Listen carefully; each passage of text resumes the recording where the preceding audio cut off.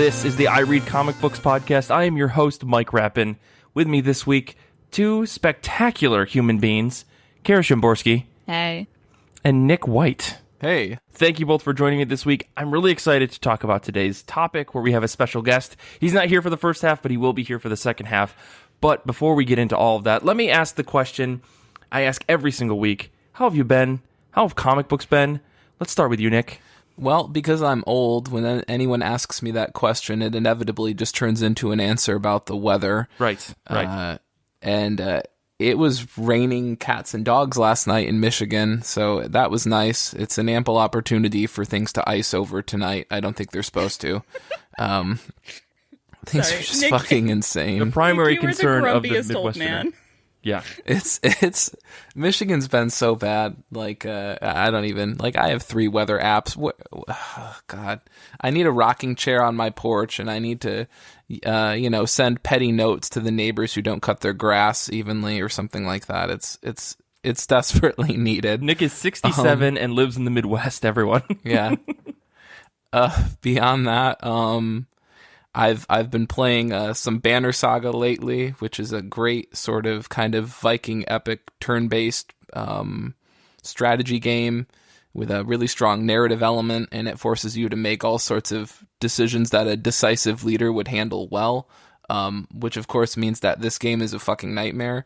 Last night I screwed up massively and ended up with a couple people tumbling off a cliff when I had sent them to recover my wagon that had the treasure in it, and I was determined to get it, and a couple people, it was bad. So don't, I'm not running for president is what I'm saying. Like, don't put me in those positions. In terms of what I read, recently I decided that I was going to read Doom Patrol Volume 2.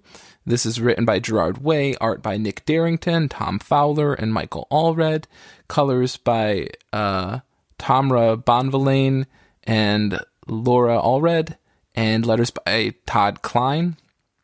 And I read the first volume of this Doom Patrol, and I should clarify, this is obviously the 2016 Young Animal version. I read the first volume about half a year ago, and I thought a reread of the first volume would put me in a better position to comprehend the follow-up. I neglected to realize that Volume 1 might not make much more sense to me this time than it did the first time. And? I forgot that this was the comic that had an entire world existing in a gyro. Right. As well as a sentient amusement park, which was previously an equally self-aware brick, as well as a self-aware street.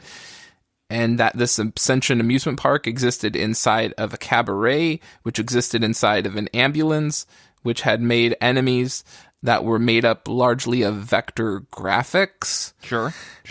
And that an intergalactic fast food chain sought to tap into said ambulance's ability for near-infinite creation of creatures to create a near-infinite meat supply for their business. What? Yeah, this is why rereading Volume 1, like, when I finished it, I was like, I'm nowhere better off for having done this. I'm royally fucked. Like, Volume 2, whatever. As for 2, I absolutely love the beginning, which has a one-off issue, the issue drawn and colored by the Allreds, where the chief, he's like the leader of the Doom Patrol. I think for those of you who only watch the show, or that's largely your entry point to the show, I believe he's a part of it, and I believe he holds that role within. He is. Okay. Yeah. So that's Niles Calder, and he's the previous leader of the Doom Patrol with the new version, and he's finally brought to the front of the book after being oddly sidelined for Volume 1. We had these weird one-off pages in Volume 1 where it's like, hey, Niles Calder, what are you up to? And it's just like a 4-panel or a 6-panel just layout of him doing things like playing music on a keyboard or going for a hot air balloon ride, those things. And we were like, what is this about? This is so bizarre. And So finally, in Volume 2 at the beginning, we find him spying on them in a food court. Sure. And he announces that he's, quote, come to learn that the Doom Patrol has reformed and to his understanding lacks proper leadership. He wants to return them to their former glory, which of course is hilarious considering that I don't know if this is true in all versions of the Doom Patrol, but in this version, he actually instigated the accidents that made them what they are. Hey, no spoilers for Doom Patrol. I'm still in the middle of rereading that right now, like the original and the new one. Yeah. So it's interesting because the relationship bears an interesting resemblance to the leader/member relationship in Umbrella Academy between the kids and their quote-unquote dad. So I found that interesting. Just otherwise, briefly, this volume largely surrounds a new consumer product called Shit. Although, more appropriately, the way this book gets around saying shit all of the time is that it's technically it's $! Plus. Right. So it's the classic Of course. 12-year-old way to say that word. Exactly. And it's an animal-free, all-natural food additive that instantly makes anything you put it on extra delicious and good for you, except, it also has reality-bending properties for those who consume it. It's insane, but I feel like it's approachably insane. The moment you realize that things are just not going to make sense, I think you can sort of relax and enjoy it for what it is, where I feel like in some ways Grant Morrison's just continues to be really, really vexing and confusing. I don't know. Okay. That's what I've been reading. What about you, Kara? How have you been? I'm doing great. I have been sleeping through the night. My jet lag from my trip has mostly abated. My ankle is a little more tolerable to hobble on, which is great. I have drunk the California Kool-Aid and started doing yoga every day and subscribed to like a yoga clothing membership thing. So I'll be neck deep in leggings sometime soon. And so after like 10 years of watching Game of Thrones, I finally succumbed and got an HBO subscription. No longer am I like borrowing logins from other people. I have my own for the final season. So as a consequence, I'm rewatching the series for the first time. So I've seen all the episodes, but as they came out, so I haven't seen season 1 since it aired. Right. Except I finished it this last week, and my mind is blown by how much foreshadowing and name dropping and references and like semi-spoilers that they have even in the first 4 episodes. Like the level of detail that went into this show is phenomenal. Mm-hmm. And I am loving my rewatch because they mention a lot of stuff that you don't find out about really in depth for another like 4 seasons. So going back and rewatching it, knowing what you know now is like a whole different level of viewing it. So I made a very nice bulletin board for my coworkers at work explaining the current state of Game of Thrones in as spoiler-free a way as possible. And I'm very pleased with my work on that. And they're like, Kara, this is the 3rd grade class bulletin board. What are you doing? No, Nick, I did it in the teacher lounge where only grown-ups are allowed.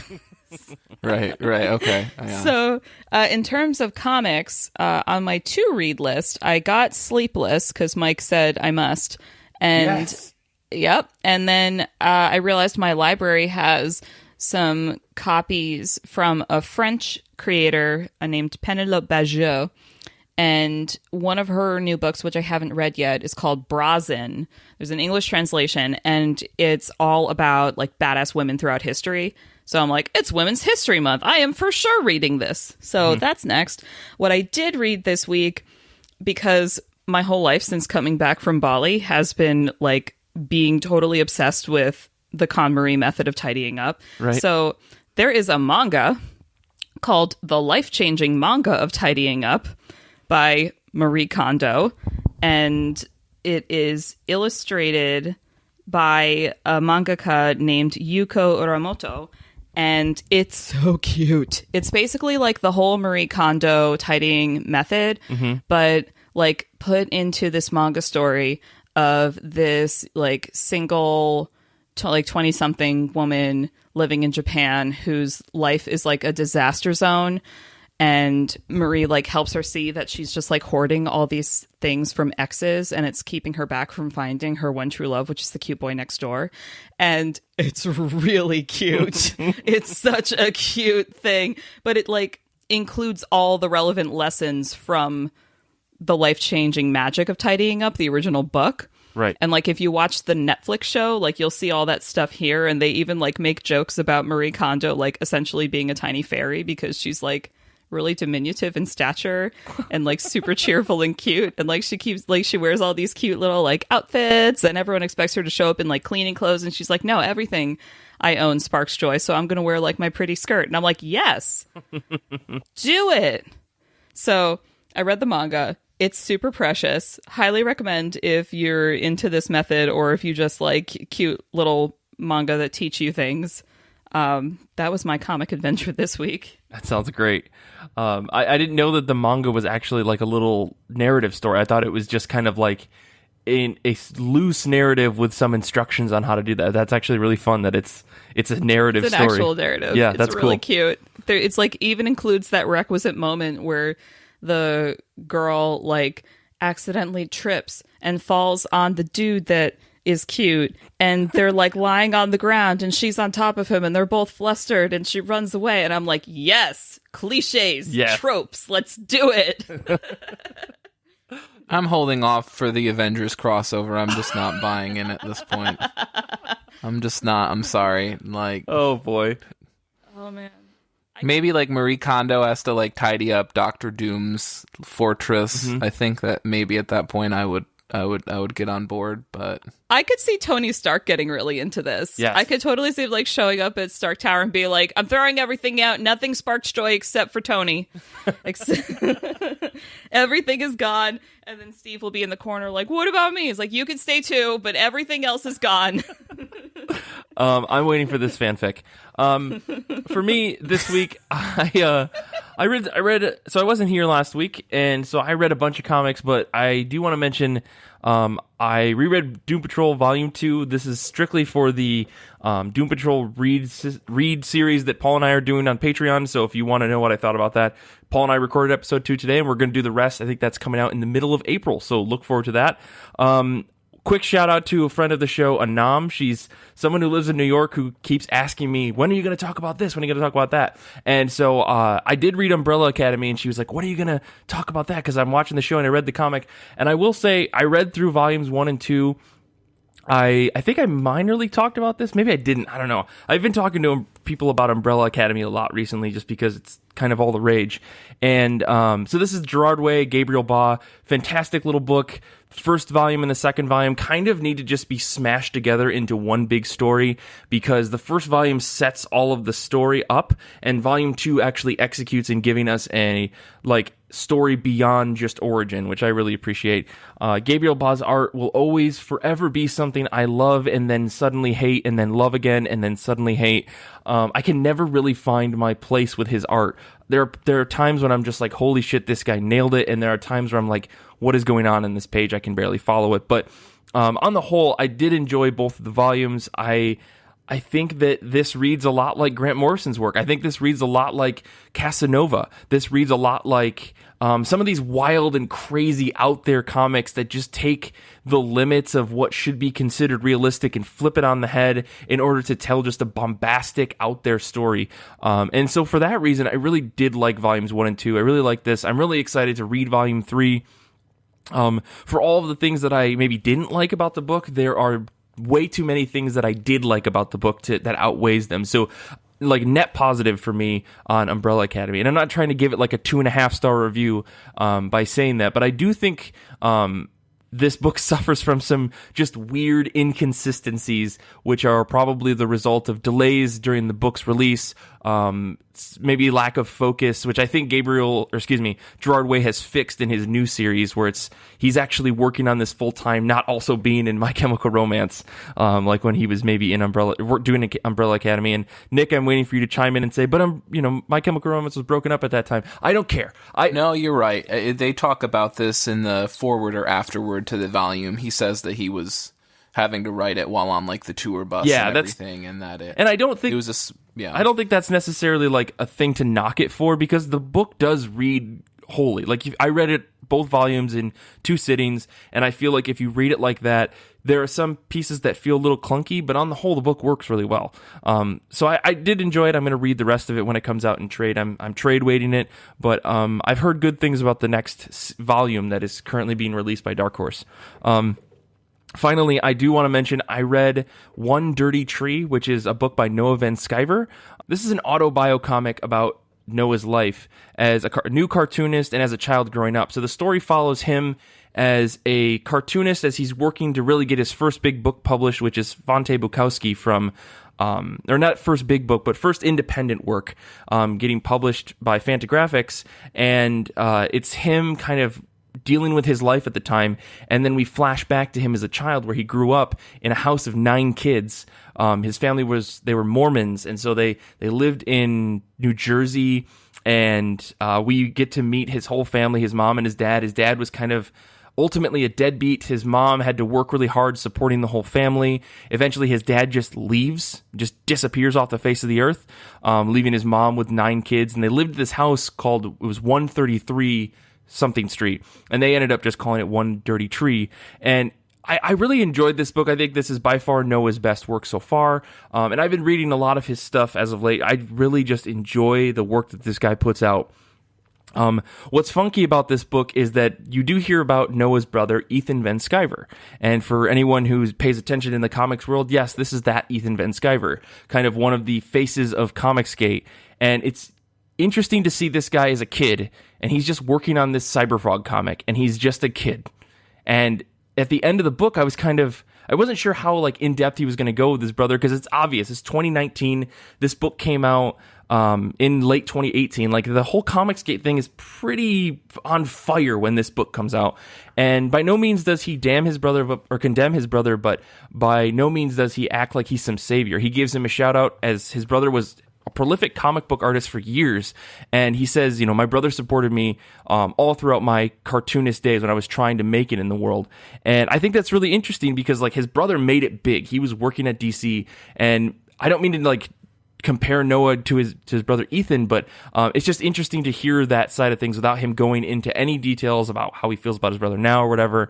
But it's nice to see that like maybe the dude's not 100% evil, but on the whole, the book isn't even about his brother. It's all about him and how he had some problems growing up, which kind of became who he was as an adult. And he doesn't make himself out to be this heroic character or necessarily a great person.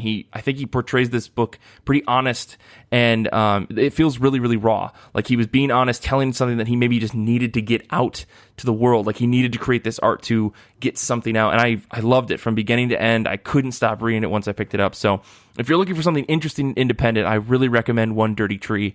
Noah Van Sciver's book. He's a fantastic creator, and like I said, this is probably his best work so far.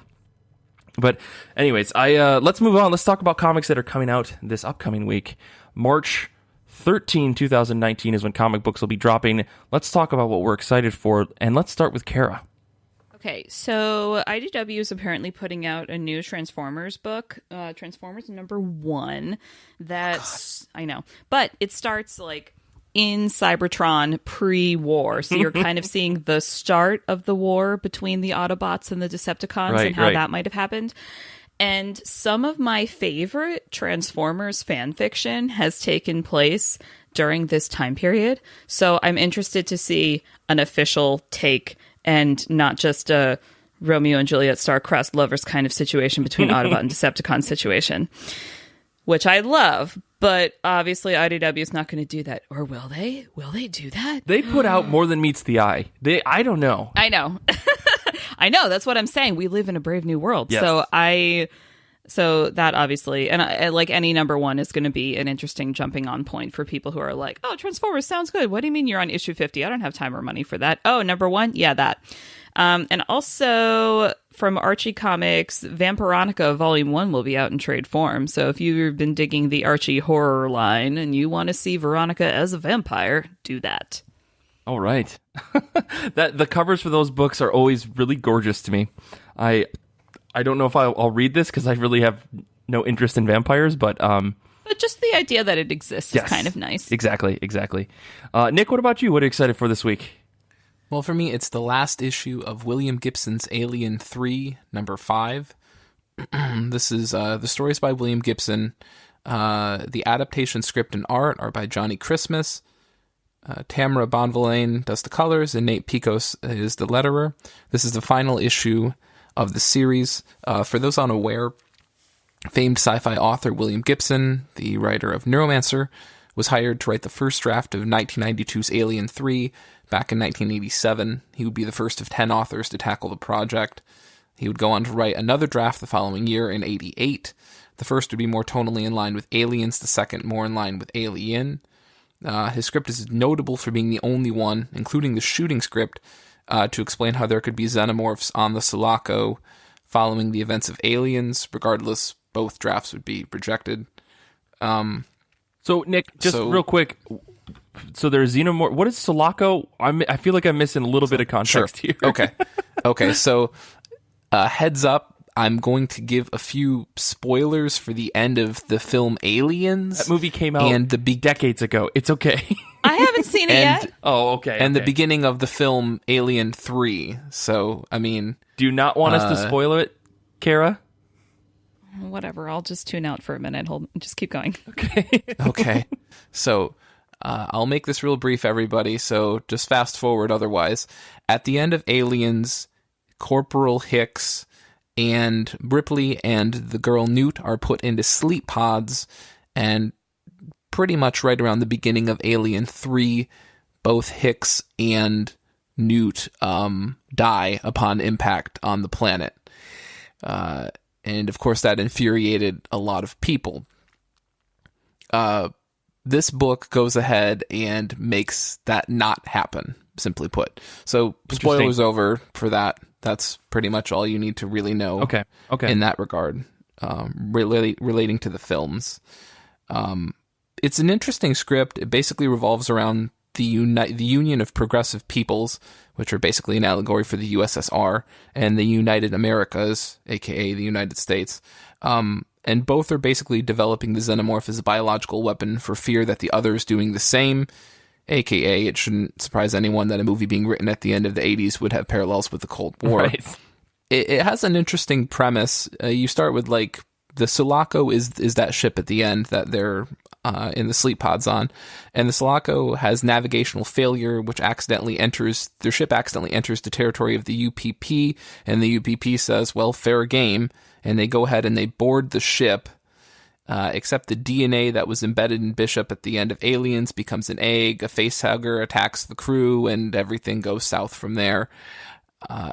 I've really enjoyed it. It's an interesting take on Alien 3. I can see in some ways why it was rejected. I can see in other ways why it was, why it has captured so many people's imagination and interest, because this script, the first draft rather, has been widely available and read by all sorts of Aliens fans for years now. So it'll be interesting to see this come to a conclusion. It's just such a weird product to begin with, because I don't know if I've ever seen, I mean, certainly in comics, ever seen an adaptation of a script that was rejected of a product that came to fruition not with that script. Right. That's just so bizarre. I mean, the only exception to that might be the Star Wars, the Lucas original screenplay that was adapted into a comic. Boy, do we know about that one. And we know about that because Kara Renee did a fantastic episode about it. But like a minisode a long while ago. But otherwise, I don't. It's so weird that Dark Horse is making these types of comics, but I think they're doing well, right? I mean, you're buying it. Well, it's so weird that in the sense that 20th Century Fox would be like opening themselves to the idea that, hey, you want to see something we passed on that might be better than what we did? Right. Like, from that image perspective, it's bizarre. Like, it really is.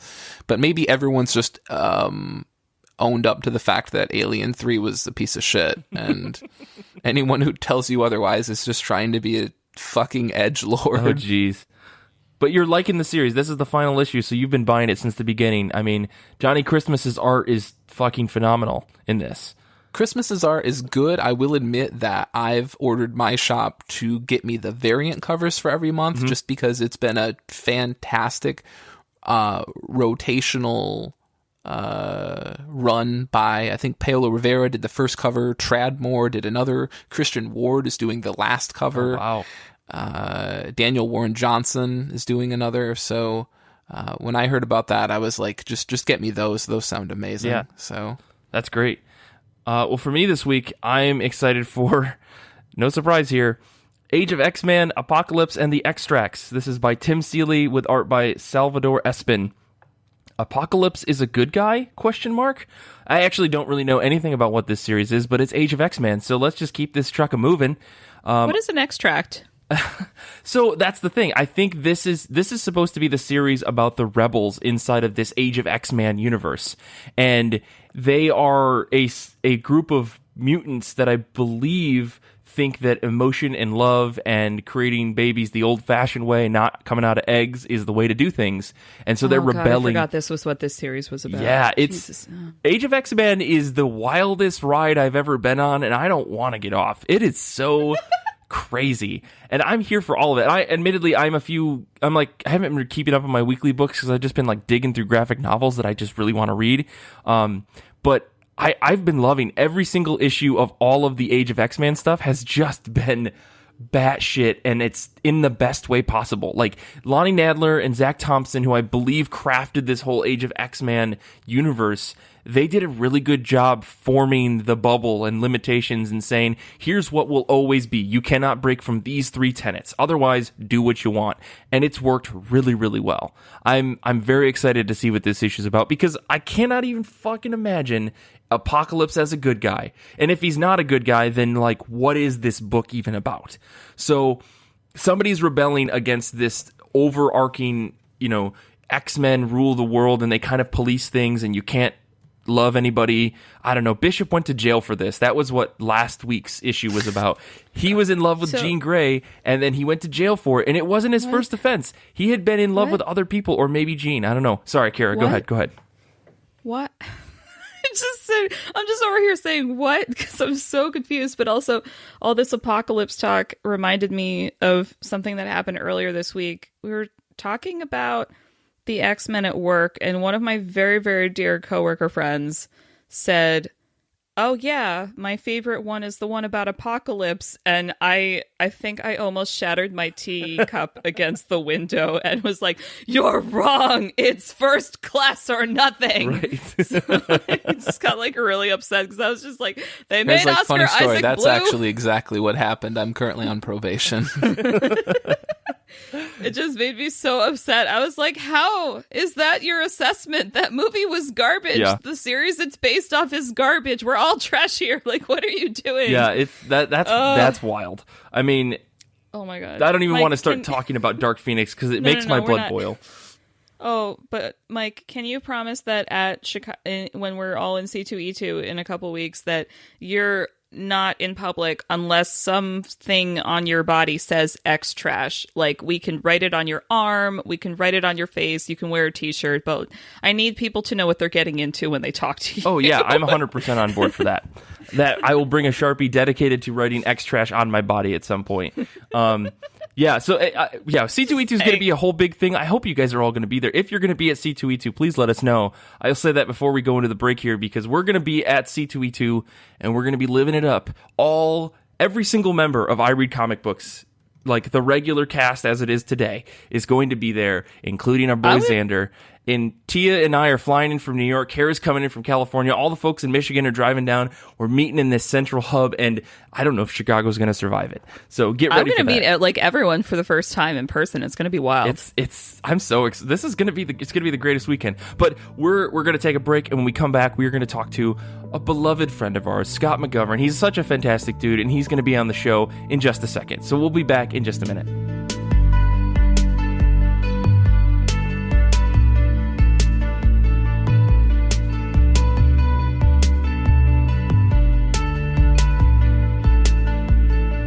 For our show this week, we have a very, very, very special guest. But before we get into introducing that fantastic human, I want to say we are on the road to 20 Patreon supporters. And once we hit 20, all the people that are backing us on Patreon, we're going to do a raffle for a $20 physical comic of your choice, up to $20. we're going to do that. So if you're not a Patreon subscriber, go drop in on that early $2 tier. Hell, you could just give us $1. If you're a Patreon subscriber, you're a supporter, you can just get in on this, and we're going to do a raffle. It's going to be fantastic. So get over there to patreon.com/IRCB podcast and become a supporter, because we love you guys. And honestly, the Discord is the coolest part of this whole ordeal. Anyways, we are here to talk to a very special guest, a wonderful human being that Kara and I know from the magical world and industry of comics, Scott McGovern. Scott, thank you so much for being on the show this week. Tell us a little bit about yourself and what you do. Well, first, thanks for saying so many nice things about me, and thanks for saying them so fast at the same time. That really warmed the cockles of my heart. Yes. Thank you very much for having me on the show. My name is Scott. I work at Comixology and Amazon. I've worked at a comic book store. I've been a music teacher, and I work in the marketing department at our favorite company, where I do a lot of work on our sales and promotions. So that's what I do. Yeah, and Scott, you are a font of knowledge when it comes to what comic book distribution is, what it means to work at a comic book shop. Like, you've been in the industry for quite a while, right? Yeah, on and off the last 20 years. And when I wasn't in the industry, I was spending a lot of time following it because I just find it incredibly interesting. And the last 20 years has been a lot of fun. It's been a fun ride watching the rise of the graphic novel and watching pop culture and comics become such a part of mainstream culture, especially on movies and TV. Yeah, definitely.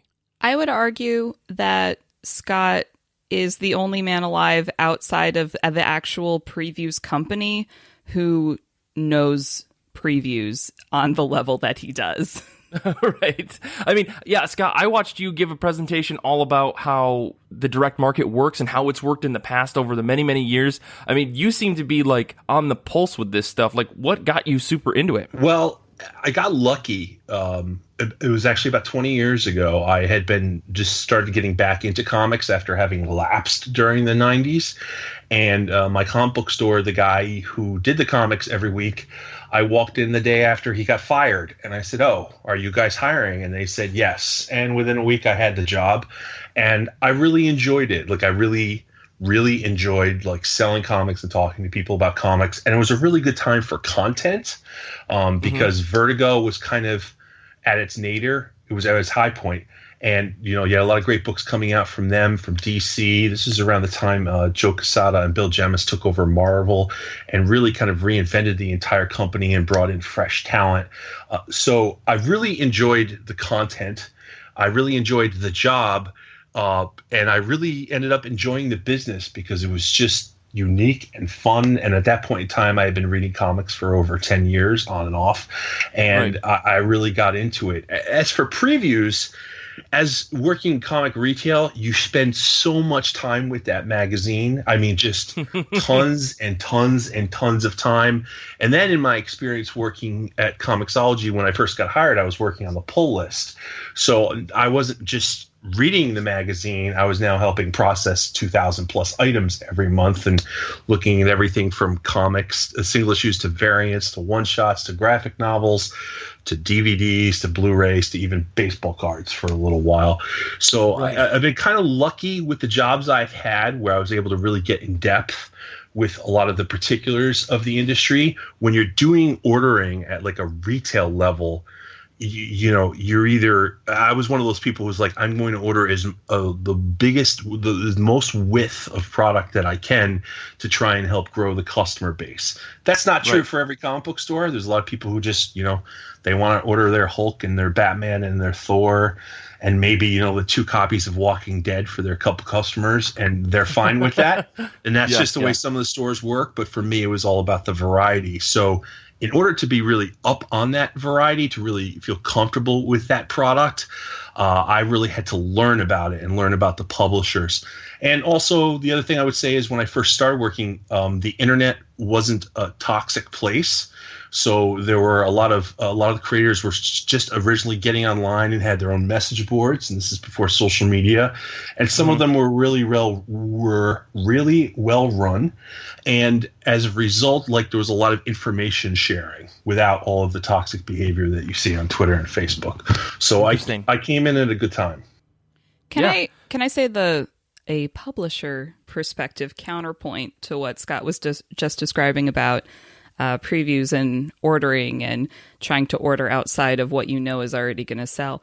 When I was initially hired by Archie right after college, they hired me specifically to cold call comic shops across the US and point out the Archie books that were in previews that month and like pitch those books.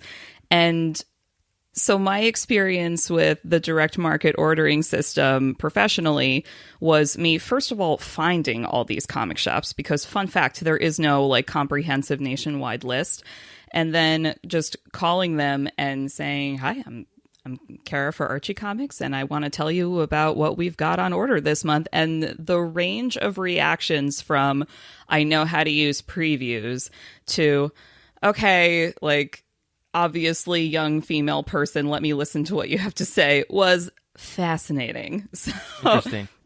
My first thought when you started talking about that is, oh God, I feel so bad for you. I never knew that you had to do this, because that's a tough job, because I know some retailers would just be like really nasty to publishers who call, especially if you try calling on a Wednesday.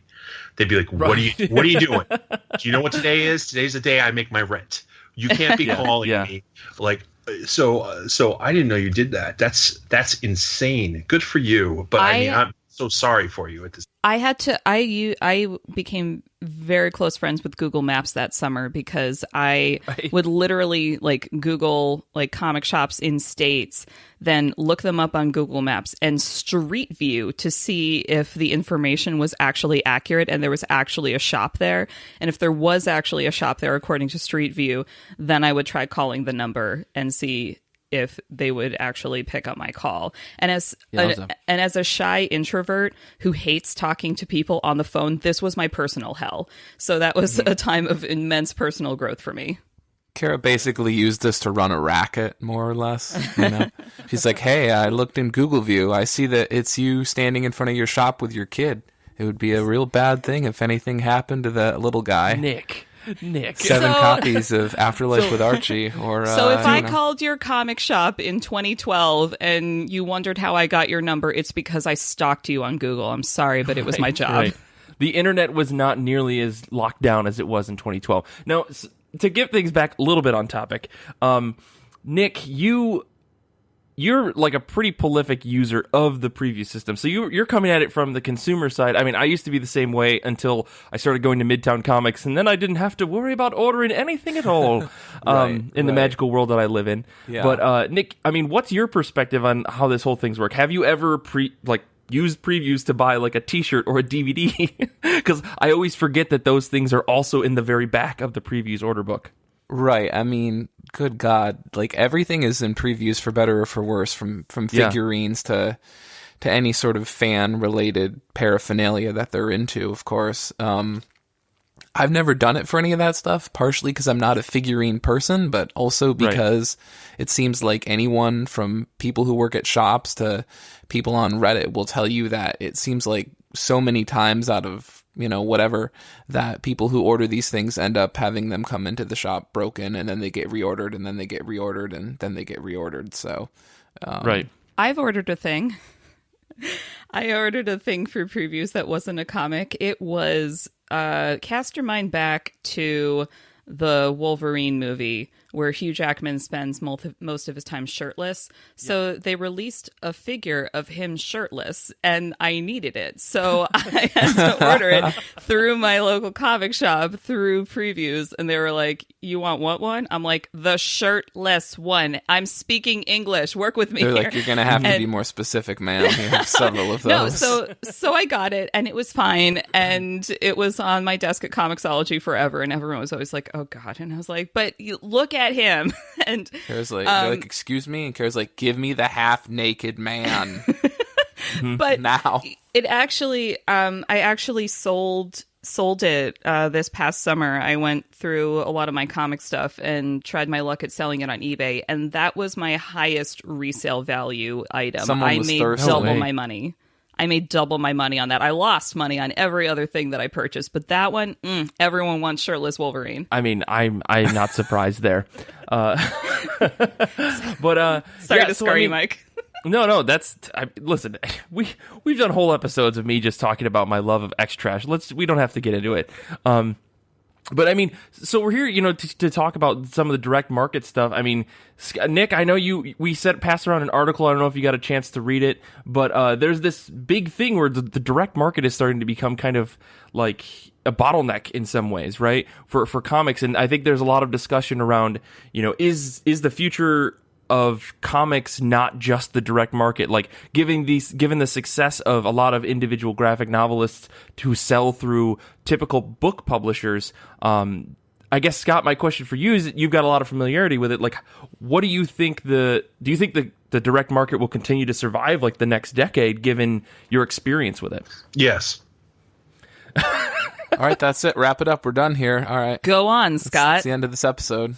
I only asked that because it seems like more and more independent artists are moving away from the direct market in order to actually make a more successful life as a cartoonist in a lot of ways. Right. Okay. So there's a number of different channels available to comic creators, more so now than ever before.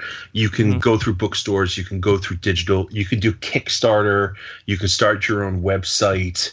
You can build up your brand on social media or any combination of all of that.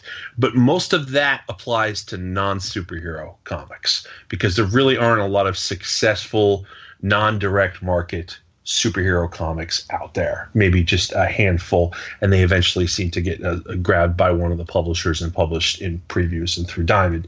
So in terms of comic book stores and the direct market, the number of comic book stores is fairly steady. It's been hovering around 2,200 for a number of years. Sometimes I see people online going, oh no, 300 stores have closed in the last 2 months. And I'm like, you're drunk, go home. I don't know what you're talking about.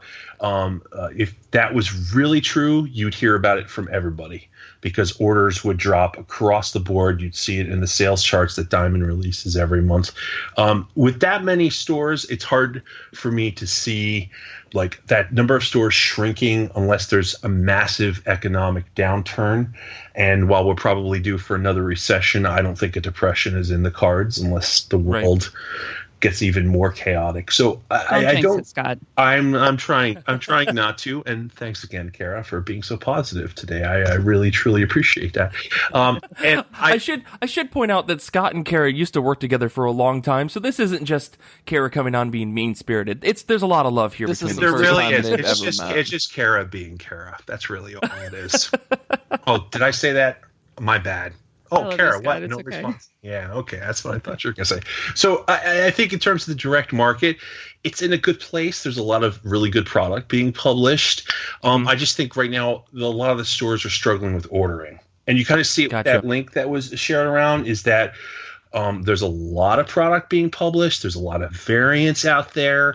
The ordering process has gotten more complicated in the last 10 years. It used to just be every month previews comes out and you post a monthly order through Diamond. Now you've got this process called the final order cutoff where you're updating those orders every Monday. And it's just I think a lot of retailers, even the ones who do well with variants, just think there's too many right now. And maybe even some of the publishers are over-publishing. And you've seen this, and they announced it at Comics Pro.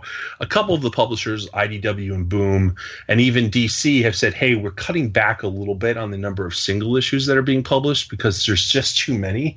And a lot of the comic book stores, they just don't have the space for every single issue that's being released every month to leave space for that on the wall. Or the money. Right. There's just such a sheer volume of content, which is great until you're that shop owner who can't sell back the issues they don't sell in the store. Right. Yeah. There's better genre-related content now than ever before.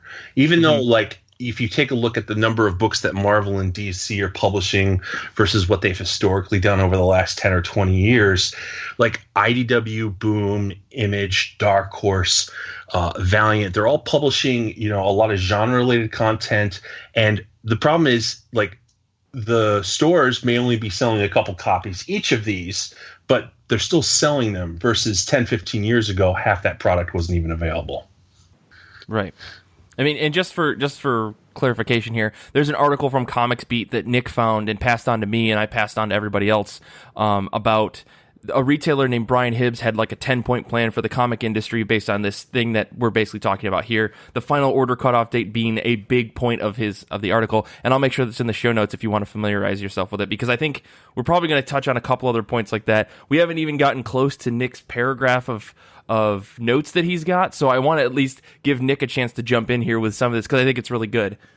You mean in terms of that recommendation, or just some of my information about the direct market, or what were you? Yeah, I mean, I don't know all of it, Nick. All of it. Yeah, all of it. Okay. All of it. Nick White, ladies obviously, and this is not going to be news to some of you, and definitely not news to Scott, but just a little primer for those that are interested. So a lot of this comes from a guy named Sherrill Rhodes, Shirrel. I'm sure I botched his name too. He wrote a book about 10 years ago called Comic Books, How the Industry Works. Rhodes is probably best known for being the executive VP of Marvel in the mid-90s. And he talks about the fact that what we think of as the modern distribution landscape for comics is called the direct market, which emerged in the 1980s. Before this, as some of you know, comics were sold through newsstand channels, spinner racks at drugstores, near the checkout at your local grocery store. But this old model worked on a returnable basis, and what didn't sell got sent back as unpaid. And unscrupulous shops, while they were instructed to rip off the cover and send that back, well, many of them didn't want to, they found it burdensome to send back the whole book. So they would simply rip off the cover and send back the cover. And then unscrupulous shops would just simply tear off part of the cover and then sell the book. So there were problems with this. Is that still done today, though? Do bookstores still do that? I still encounter at some comic book shops where they'll have a free rack and all of the covers are ripped off. So that's interesting. Yeah, I don't think I've ever seen that before. I mean, to be clear, they're not trying to make money on these things, obviously. Yeah. But I do see this occasionally, and I think it's usually it's just promotional content. It's not actual. It's like, here's the free Star Wars primer of our new books or whatever. Right. So. Right. So the direct market basically ended up having shops buying their comic books outright with no returns, although as some of us know, there are exclusions to this and exemptions. And they removed the middleman. This resulted in retailers getting a much better price for their comics, and publishers would actually know how a title was doing without waiting for the unsold copies to come trickling back in over several months. There used to be several direct market publishers: Diamond, Heroes World, Friendly Franks, Capital City, and of course, more than 2 decades later, Diamond would pretty much have a monopoly of sorts. Thanks, 90s. Well, and that's the thing. So, and that's actually something I wanted to talk to Scott about, because I heard you give a talk about this, but the way that Diamond operates, it's a monopoly, but it's not truly a monopoly, right? Right. Diamond does not have a monopoly on graphic novels at all. Right. Like, there's tons of book distributors and book publishers sell direct to retailers. In terms of single issues, up until a couple of years ago, there's always been a couple very small, very niche alternative distributors that sell single issues, but the large publishers, the large direct market publishers, DC, Marvel, Image, Dark Horse, they have exclusive contracts with Diamond to sell their single issues exclusively through Diamond, and that's just due to the fallout of the distributor wars in the 90s that Nick was just talking about. Yeah, that's a great crossover event. Right, yeah.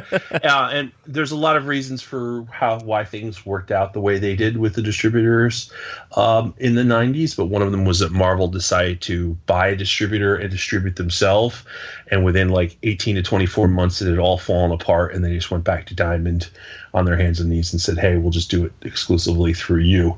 Was that pre or post the time when they were essentially bankrupt and selling off all their assets?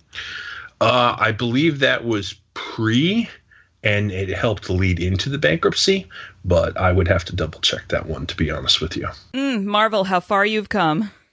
Marvel bought Heroes World to distribute their own material in 94. And then I think what you're talking about, the bankruptcy, was like 96? I think. That feels right to me too. Because it was more towards the second half of the decade where the bankruptcy really kicked in. But it got kind of funny because after they went ahead and did that, Diamond retaliated and got an exclusive distribution contract with Image, DC, and Dark Horse. And then that just screwed over everybody because all of these shops now had to have accounts with both of these companies. So, oh, Marvel in the 90s, so many cargo pockets and no money to fill them with. But yeah, the way that this distribution system works, I mean, since this whole, crossover event, I'm just going to keep calling it that, things have been solely on Diamond for the most part for distributing, like Scott was saying before, primarily superhero comics. And now, Image does their own stuff, Dark Horse does their own stuff, and there's a ton of other publishers out there that are doing both superhero and non-superhero. But I guess to go back to my first question before, do we think this can survive? Is it just because of the reliancy on Diamond, or is it because this system actually works? It's just it needs some tweaks. I would say a little of both. First off, a lot of the publishers have multiple revenue streams of their own, so it's not like they're all solely reliant on Diamond. I remember a couple of years ago, I saw IDW, Ted Adams was doing an interview, I think at comicbookresources.com, and they showed a chart of all of the different parts of IDW, and like there's a gaming division, they're working in movies and TV, they had bought Top Shelf, and I was like, wow, they've really diversified. And there was a really interesting quote where he said, like, they're generating 25% of their revenues coming from the direct market. And I'm like, wow, that's really healthy. Like, they're definitely, they're a big tree. They got branches going everywhere. But for the direct market itself and for Diamond itself and for comic book stores, there's still a lot of comic book stores that even though they know there's other options out there, they're really only solely ordering from Diamond. And that puts them kind of in a tough jam because you got a lot of these stores who are just ordering Marvel and DC and then like a handful of books from other publishers. They're not trying to branch out. And, they're getting frustrated too. And it's like, well, if you don't diversify your product line and you don't diversify where you're ordering from, you're kind of putting yourself in this position. So I would say for the direct market, like, you really can break it down into a couple different types of stores. You have stores that are trying different things, that are ordering new product lines, that are diversifying. And then you have a lot of stores who are just like, I want to sit and talk about who would win in a fight between Hulk and Thor every week. Sure, but that is also, like, you have to remember these are small businesses. So for a lot of these businesses, they're like, hey, this has been working for the last 10 years. And if I order too much of the wrong thing, that's less money for me and my employees. So, like, I can totally see why a lot of these store owners get in this space where they're just like, I know it works. I'm going to stick to it. This is my client base and I'm fine with that. And, like, for the stores that are ordering new books and trying new things, that's wonderful. They are taking a risk and they know that. So it just depends, I guess, on like what audience you're looking for. Like if you are in that comfort zone of like superheroes all the time, like I know exactly what you're describing because that was essentially the comic shop that I patronized for 10 years was like dudes talking about superheroes, and my girlfriends and I would like go to the back and sit on the floor in the aisles and like giggle about which superheroes we were like all about that month. But like it wasn't super welcoming, but we loved it, so we didn't really care. And it just depends on like what you're looking for in an audience. And this is why we see a lot of shops kind of diversify their products with games and Magic the Gathering, basically every kind of card game, as well as some paraphernalia and board games and stuff, because that's an easy income stream, especially if you're the only shop in a 30-mile radius for the handful of nerds. Yeah, and I think the danger in that is when some of those places decide that I guess they still want to be involved in comics, but it's like assuredly on the back burner for them. And I've been in shops like this, and I'm sure all of us have, where comics really feel like an afterthought. And if that's your local comic book store and there isn't anything else around really close, even remotely beyond that, it can get really frustrating because a lot of these places, you end up with a place that doesn't order beyond pulls, which can be frustrating. And especially if you're a newer customer, that can be really jarring. And then you have the places which are even worse that don't even really understand what a pull is or what you're trying to do. And I know some of you listening out there are like, this can't be real, but like these places exist. Yeah. Yeah. Because again, they're small businesses, and like a pull list is a sure bet, but then you need to have that consumer that knows what a pull list is, that knows how to order off the pull list, that knows exactly what they want. And that's not everybody. Yeah, I had documentation. I'd hand out like a sheet explaining what the pull list was. And I also, I had a credit card agreement, because one of the problems I'd run into, and this is something a lot of stores run into, is people who don't come in and pick up their books. So I basically said, you're going to give me, if you want us to reserve books, you're going to come in once every 4 to 6 weeks, or I'm going to charge your card. And we had a lot less problems after that. My former LCS owner had a box of shame.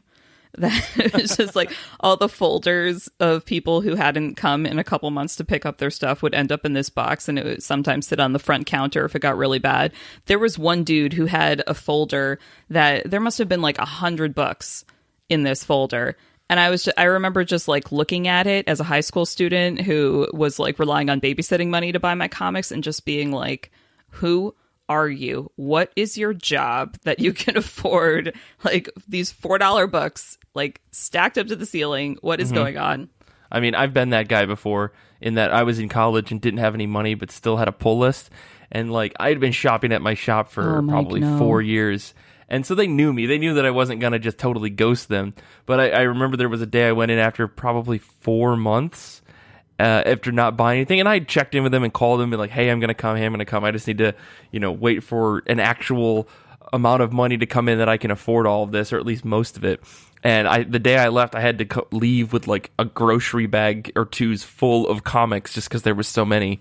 And again, my pull list was massive at a time where I didn't have money, and I don't know how that happened, but I've been there before. But that's still really interesting, Scott. Like, I think that's one of the stranger parts of comics, is that there's no way to like charge people up front to ensure that shops aren't going to get kicked in the stomach when it comes to people like who are pulling 30 books a month, and maybe they don't show up for 2 months. Like, if that's your cash cow and you've got a couple of those people and they're not coming in, it's like, shit, is this pull list system actually really working that well for us?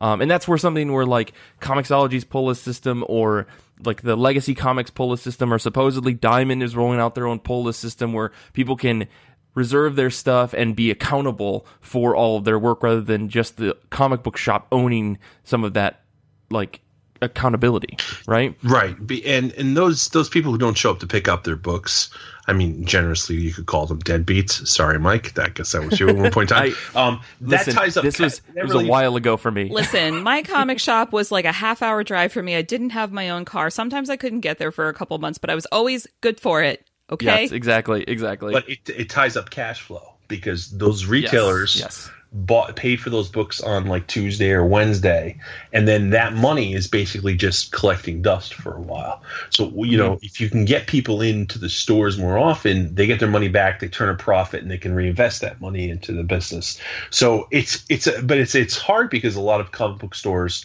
the owners aren't really necessarily business owners, but they're hobbyists. They're doing this out of love. This is the kind of store they want. They're happy with the number of customers they've got, but they don't know how to like move forward from a business perspective and stop some of these problems from happening. Right. And that's something I saw in a lot of articles about the direct market, was this struggle with the fact that especially some of the more complicating factors that previews have introduced alongside the direct market have made it a tougher business for people that are genuinely their whole deal is that they're just very interested in comics. They just love comics a lot.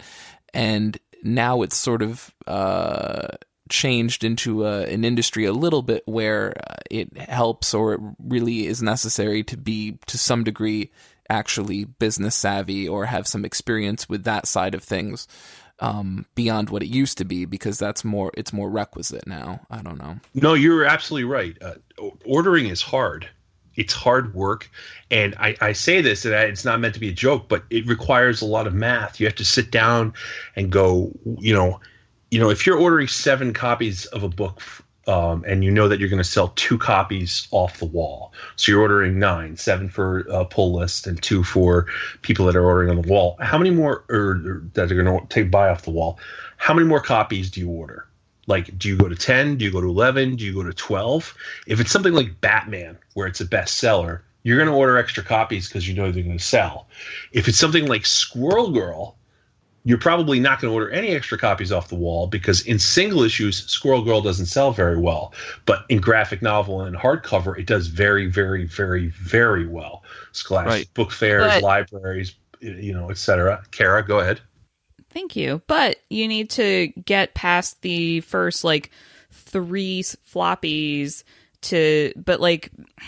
So the problem with this whole system to me is that you need to have your first 3 or 4 single issues do well in order for your publisher to keep paying for your book to get it to the trade, which is where it's really going to make the money. But if shop owners aren't taking the risk on those first few floppies, even if it's from a big publisher, and they say, well, I don't really know if my customers are really going to want to get this book about this small team on the side that no one really cares about, but it might develop a niche following, but I don't know if that niche following is at my store, so I'm going to order 2 issues. But if everyone does that, and then after the first month they're I don't know, I have to order these things 3 months out, so that I'm taking a risk on actually 6 issues for this series because I need 2 copies of each of these. Then it all starts adding up, and that's where I think the problem is in terms of expanding the market, is that the onus is on these shop owners to make these decisions that directly financially impact them,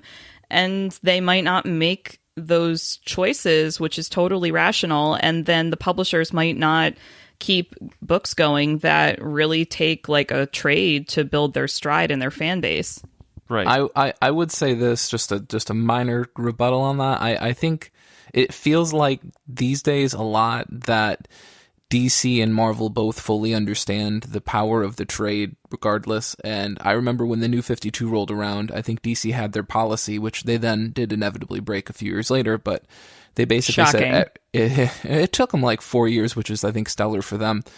They said everything's going to trade, if I recall correctly. And so it does seem like, for better or for worse, both DC and Marvel, even if something is totally tanking, it at least has to put out enough issues to hit the trade, and the trade comes out. Brian, what was his name? Gibbs or Hibbs or whatever, he points out in his article that this has actually kind of been a bit of a problem from an editorial perspective, because the editors are telling their creators to write towards the trade and to write, basically in terms of page lengths, in terms of pacing and everything has to go towards the trade, because inevitably that has to roll out too. So, yeah, and I'm not saying the book doesn't immediately get tanked after trade 1, but it does seem like most books are at least secure to that point.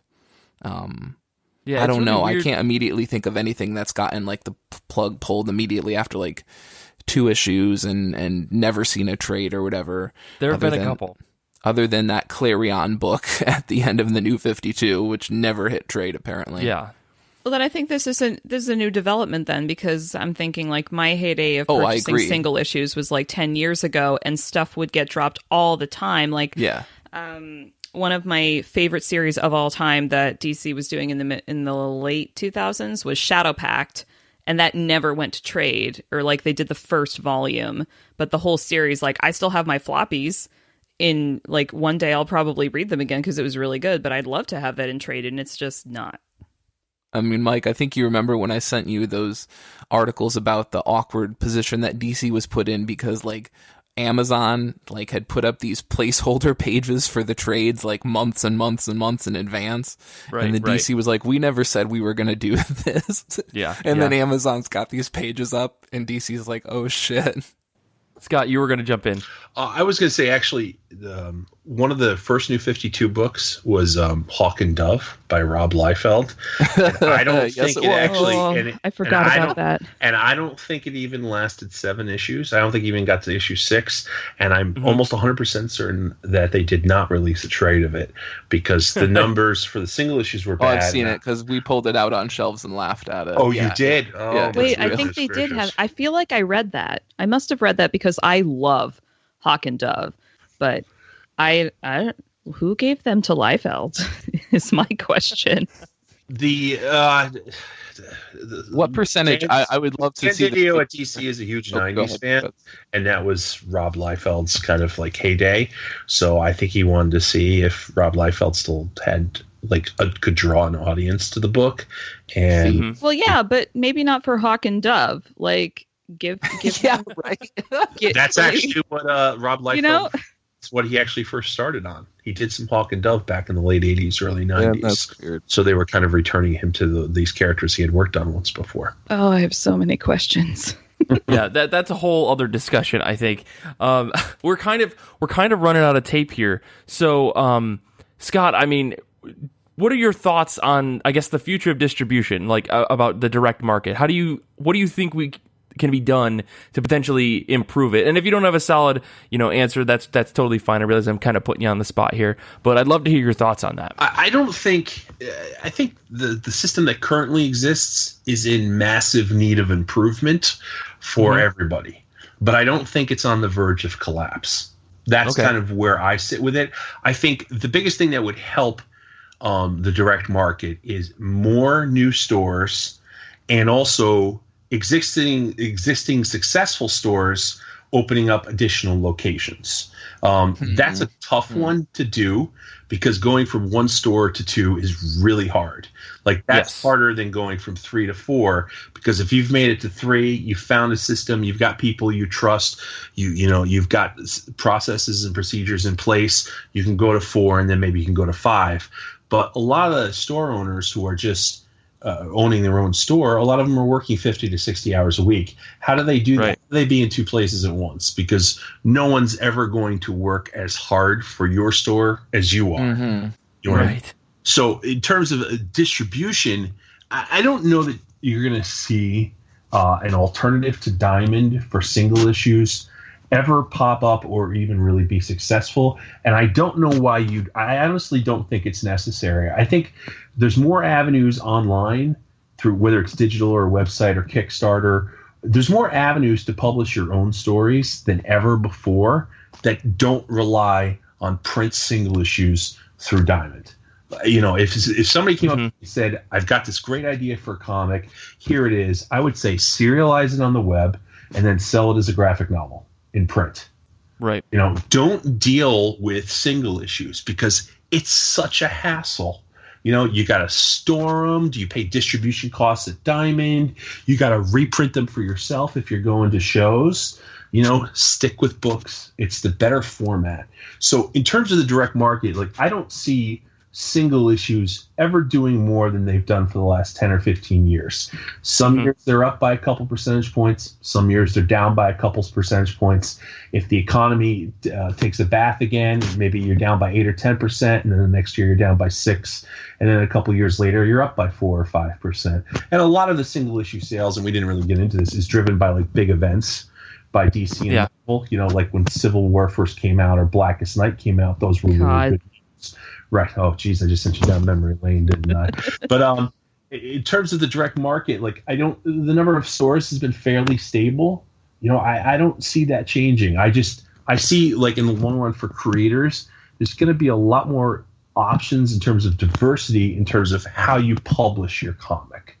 And in terms of the publishers, like Comics Pro, a number of publishers announced that they've cut their production of single issues by 10-15%. Boom, IDW and DC. And they're we're cutting back a little bit just to kind of leave some more space for some of our better selling books. So I think you'll continue to see more of that. And I think you're going to kind of continue to see more give and take. I think there's a lot of really good conversations going on at all levels of the print comics industry, between retailers and distributors and publishers. That's going to lead to more, further, better change. So that's kind of what I think about the direct market. Gotcha. So if you got a comic idea, just publish it yourself, folks. Mike! No, I'm kidding. Scott, this has been like a really, really great conversation. I feel like we probably could go on for another hour or two. So maybe we'll have to have you come back for a part 2 to this conversation. But until then, where can people find you on the internet? If they want to reach out to you with any questions or anything like that. You can probably find me, the easiest place to do is find me on Twitter at Scott K. McGovern. And if you're interested of seeing any of my travel adventures, you can find me on Instagram at Cocktails and Ink, 3 words. The best handle ever. And also, his captions are super thoughtful. Makes me want to go drinking with you in New Orleans. Yes, I was going to ask you about that, by the way, because I saw you post a picture of you in like Mardi Gras themed makeup, and I was like, oh, Kara, New Orleans. I know. I thought of you actually while I was doing my makeup. I was like, yeah, Scott would approve of this. So thank you for approving. I've started to be like well known for my love of New Orleans. It's really funny. Like a friend of mine just texted me out of the blue last week. She's like, how's Mardi Gras? And I'm like, I'm not there. I'm going for Jazz Fest at the end of April. And she's like, oh, I thought you go every year. I'm like, I do. I go like twice a year, but I got to mix it up a little bit. Yeah, you got to see more of it. Yes, I love that. We'll make sure we've got links to that stuff in the show notes if you guys want to check out what Scott's up to. He's a pretty interesting dude, to say the least. So other than that, you can follow the rest of us on the show on Twitter. You can follow Nick at Death Star Plans. You can follow Kara at Kara SZam, and you can follow me at Mike Rappin. You can follow the show at IRCB Podcast, where we post things, and we also have an Instagram that I update every once in a while when I'm at a weird comic book shop. We would also love it if you went ahead and checked out our Goodreads group, where we have weekly threads, such as we have ones going on right now about the Umbrella Academy, comic book nostalgia, as well as March's Book of the Month, Darth Vader Volume 1 by Kieran Gillen. We would also love it if you went to our website, ircbpodcast.com, where we have a merch store as well as a pronunciation guide for every name that I inevitably botch on this show. And in addition, if you have a chance, go ahead and rate and subscribe to our show, tell your friends, share the show. If you haven't rated, why not? It helps us, whether that's on Apple, whether that's on Stitcher, it doesn't matter. Ratings help us across the board. You can email us with your comments, questions, jokes, etc. at ircb@destroythecyb.org. That is ircb@destroythecyborg, but there's a dot before the org. You can also subscribe to our Patreon at patreon.com/IRCB podcast for exclusive audio and articles, early access to top of my pile posts, and more, including our Discord chat group, which you want to be in on before C2E2, because Tia and I will go on and post drunk selfies. I didn't even think about that. Yeah, that's definitely what we're going to be doing. Infinity Shred is the best band in the universe. They do all the music for our show. Thank you guys so much for continuing to let us use your music. We love it to death. Xander is a true, pure wizard who lives in the skies above us, and he comes down to grace us with our presence once a year. It's fantastic. He edits every episode of the show once a year. He travels through time. It's great. Xander, thank you so much for doing the work that you do. Thank you to Kara and Nick, and extra special thanks to Scott for being on the episode this week. We really appreciate it, man. And thank you to all the listeners out there. We really appreciate you, too. You guys are fantastic. So until next time, comics are good, and so are you. Thank you for listening.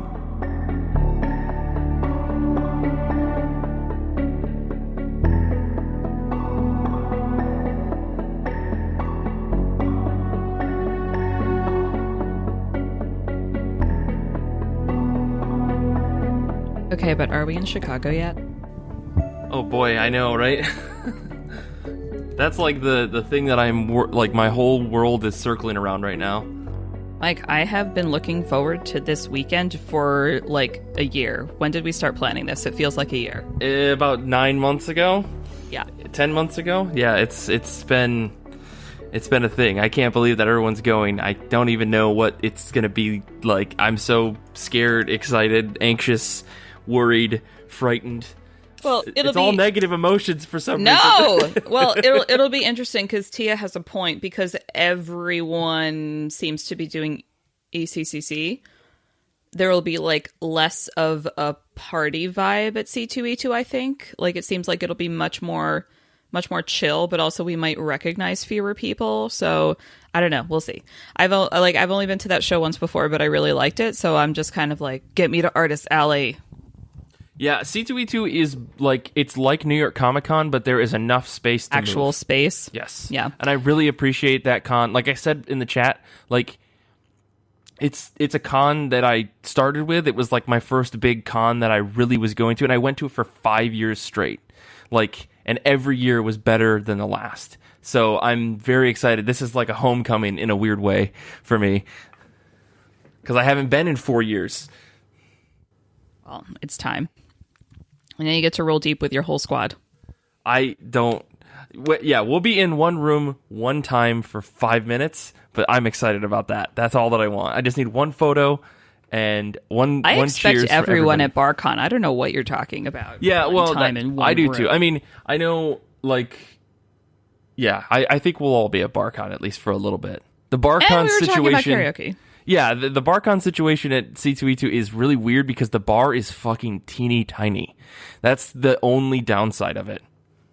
Oh, so we'll all be really close friends. I'll mush together. Yeah, I think what'll happen is we'll do what I did my third year or fourth year when I went, and I'll just buy a fifth of booze, and then we'll just go sit in the convention center after it's closed because they don't check. What? Yeah, there's a part of the convention center that is open at night for like people to walk through that is not part of the like actual convention itself, and you can just go sit there because it's technically part of the hotel. It's if things are the same way they were 4 years ago, which who knows? We'll see. Either way, I'm very excited for this convention. It's going to be a hoot and a holler, and God. it's just, I can't believe that all you people are finally meeting face to face after 4 years. That's the funniest thing to me. Mike, I am agonizing over my wardrobe. You should agonizing. Just the first question should be, does it sparkle? Yes or no? Okay. Right? Okay. Here's the thing though. I actually have fewer sequin dresses here. A lot of them are in New York because people in California don't fucking dress up ever. Oh. So, yeah.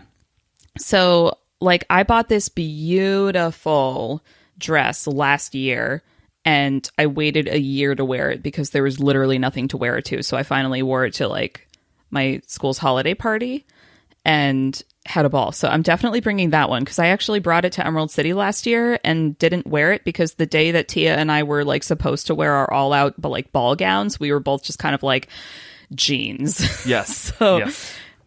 So bringing that one, and then, oh my God, I have this other cute one that I got in England last time I was there, and it's so precious. But again, only wore it once because people don't dress up here, and it drives me crazy. I'm used to an East Coast level of style. Well, you're going to be in the Midwest, so no matter what you wear, it's going to look better than anyone else because everyone's from the Midwest, and it's 7 years behind. It's great. I know that because last year I went to a wedding in Indiana in January, and we knew who the city people were from the coasts because those were the people in like furs and sequins, and all the Midwesterners were just like in nice clothes, but like I was wearing a sequin dress with a slit from Paris. Like, I don't know. Yeah, Nick, so sorry. Fuck you, you're from the Midwest. Sorry, Xander, we love you, but fuck you, you're from the Midwest. You're from California, from the Midwest Xander. too, Mike. I'm not anymore. I've been here long enough. It counts. I'll see you all in a dress shirt and who am I fucking kidding? I'll see you all with flannel and jeans. Yes. Okay, Nick, but boys look cute in that. Like, if I wore that, you'd just be like, oh, she didn't dress up. But if you wear that, I'm like, oh, Nick's really cute tonight. So it's like a different level. Like, guys can get away with doing less and it still looks good. But girls, there's like a higher standard. And I realize that I succumb to that because it's super fun, but also it makes me angry. Right. I have a lot of feelings about this. But yeah. All right. But Tia and I will get us up. We'll put this to the test. I'll see you in 2 weeks wearing my big dog sweater. Nick, no. Alternatively, I'll see you in 2 weeks with my Tasmanian devil with the backwards baseball cap. Nick. With his arms crossed next to Tweety Bird. Yes. Nick, we didn't say dress up like you were like living in 1996. We said dress up like a Midwesterner. Did we? I saw Captain Marvel. That's not how people dressed. All right. Alternatively, if any of you out there love big dogs, no shame. I didn't say that it was bad. I just said it was from a different era. True that. So okay, let's get into this show. Are you sure? We could keep talking about clothes. I like this. I mean, listen. In less than 2 weeks, Kara, I just want you to know. In 2 weeks' time, we will have hung out for 4 days straight. So, we'll have all the time in the world to talk about clothes, and then show off what clothes should work. Oh, thank God. Yes, Okay. Don't worry. Should I bring my Teenage Mutant Ninja Turtle boots? They glow in the dark. Yes, I'm bringing them. Yes, you must. Okay. Please. And then we're all going to get custom Teenage Mutant Teetle Beetle shirts or something. Tootin' Teenage Needle Teetles. Yes, they're going to do that. Yes. I think that's what our next tattoo. That's what our next shirt should be. It should just be that. Right. Oh my God. Okay, let's do the show. We got to do the first half of the show. No, I want to talk about what a Teenage Mutant Ninja Teetle tattoo would look like that would be cool. Like, what if you just got like a tiny version of their weapons crossed with like their color of bandana tying them together? Oh, I did it. I made them not tacky. I was going to say, Mike goes to Japan with a tattoo of weapons on his arm. Yeah, they're going to really love that when I go to the bathhouse. No, you just get little miniature tiny turtles that have tiny little bandanas on them, but they're actual turtles. Actually, I'm wearing a Teenage Mutant Ninja Turtles t-shirt right now. What the hell? Teetles! They're everywhere.